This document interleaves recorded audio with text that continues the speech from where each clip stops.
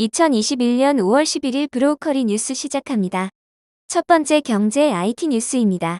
인공지능 신문, 네이버, 서울대 초대규모 인공지능 연구센터 설립, GPT-3 능가하는 한국어 기반 AI 목표, 공동연구센터장으로 하정우 네이버 AI 랩 소장과 전병곤 서울대 교수를 선임했습니다. AI 연구진 100여 명 투입되는 공동연구센터 설립하여 수백억 원 규모의 하이퍼스케일 산학협력 시작된다고 합니다. 조선일보, 카카오 북미 웹소설 플랫폼 레디쉬 5천억에 인수. 카카오가 북미 웹소설 플랫폼 레디쉬를 5천억 원에 인수합니다. 카카오가 보유한 웹툰 웹소설 드라마 음원 공연 같은 IP, 즉 지식재산권과 레디쉬를 결합해 북미 시장을 본격 공략한다는 계획입니다. 하이퍼커넥트 같은 영상 채팅, 지그재그 같은 여성 패션에 이은 올해 셋째 규모 빅딜입니다. 서울신문, 린저씨 등 돌린 탓인가.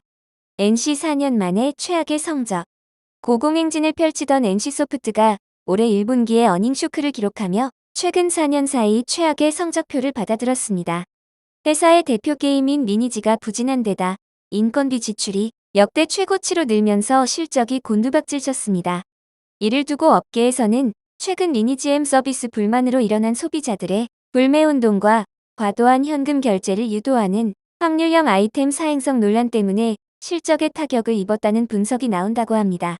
뉴스원, 금리 인상 공포, 이자 2%포인트 오르면 영끌종 매년 2,930만원씩 갚아야. 미국발 금리 인상 기조가 뚜렷해지고 있는 가운데 서울에서 주택담보대출을 영끌해 아파트를 구입한 집주인은 보유세를 포함해 약 3천만 원에 육박하는 비용을 부담해야 하는 것으로 나타났습니다. 문제는 한국은행의 기준금리 동결 기조가 지속되고 있음에도 시중금리가 이미 오름세를 보이고 있다는 점인데요. 정부 관계자는 미국 연방준비제도가 지난 6일 자산 버블을 경고했고 이에 앞서 제닛 옐런 미 재무부 장관이 경기 과열을 막기 위한 금리 인상을 시사해 글로벌 금융시장도 빠르게 반응하고 있다며 장기간 저금리 기조에 기대 갭투기나 영끌 아파트를 무리하게 구입한 가구의 부동산 대출에 따른 가계부채 부실 우려를 예의주시하고 있다고 전했습니다. 지금까지 경제 IT 뉴스입니다. 두 번째 국제뉴스 전합니다. 뉴스원, 비트코인 5%, 테슬라 6% 급락, 서학개미들 어쩌나.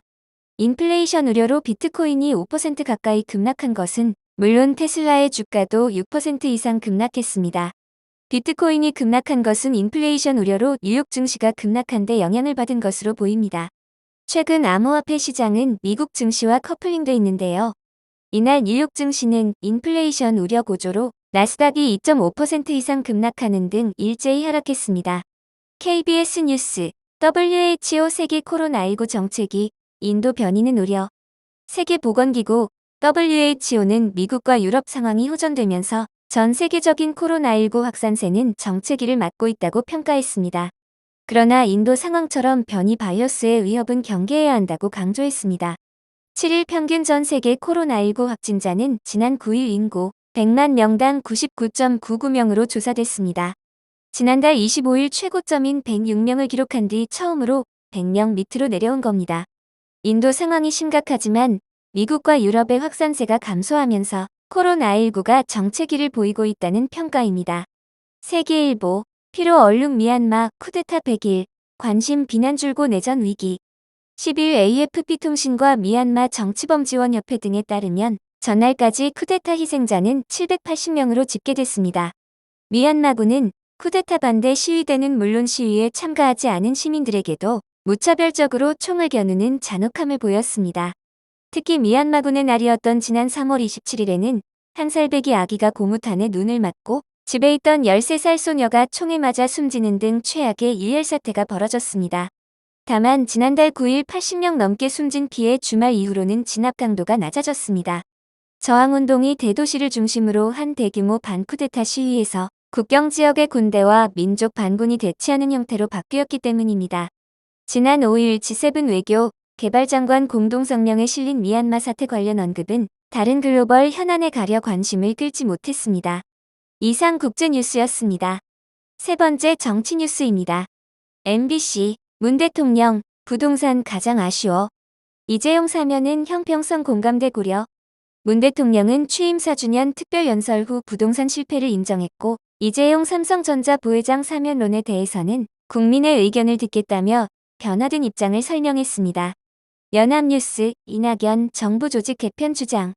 부동산 전담 주택부 신설해야.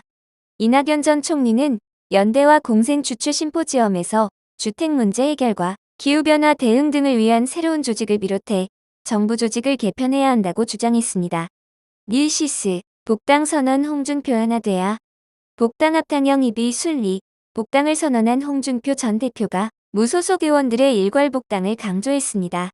대선 주자들에 대해서는 황교안 대표를 우회 비판했고 윤석열 전 총장에 대해서는 공부가 더 필요하다며 부정적인 입장을 표명했습니다. 뉴시스 오늘 김부겸 임노박 청문보고서 제출 시한. 청문 전국 분수령. 여야는 10일 문재인 정부의 개각 문제를 놓고 다시 격돌할 전망입니다. 쟁점은 노형욱 국토교통부 박준영 해양수산부임 예술과학기술정보통신부 장관 후보자의 청문보고서 채택 여부로 야당의 반대를 정면 돌파하기가 쉬워 보이지 않습니다. 이상 정치 뉴스였습니다. 네 번째 사회 뉴스 전합니다.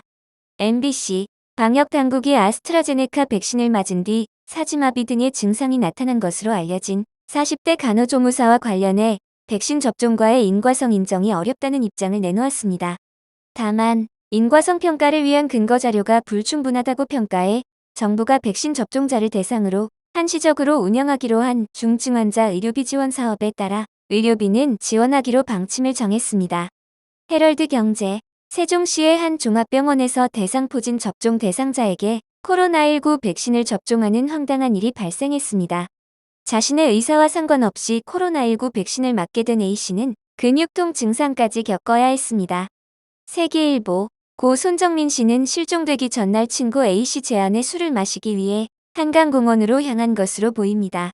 카카오톡 대화에서 A씨는 24일 오후 9시 39분 정민 씨에게 크크크 오늘 안 되냐? 고했고 이에 정민 씨는 놀리는 거지. 10시 직전에라고 답했습니다. 더 팩트 일명 소년제 의자로 알려진 에이블루의 컵을체어가 유효기간이 만료된 미국 식품의약처 등록 내용을 광고와 마케팅에 활용한 것으로 드러났습니다. 또 FDA 등록을 마치 승인 절차가 엄격한 FDA 승인처럼 광고함으로써 소비자를 현혹시킨다는 지적도 제기됐습니다. 지금까지 사회 분야 뉴스였습니다. 행복한 화요일 되세요. 브로우커리에서 전해드렸습니다.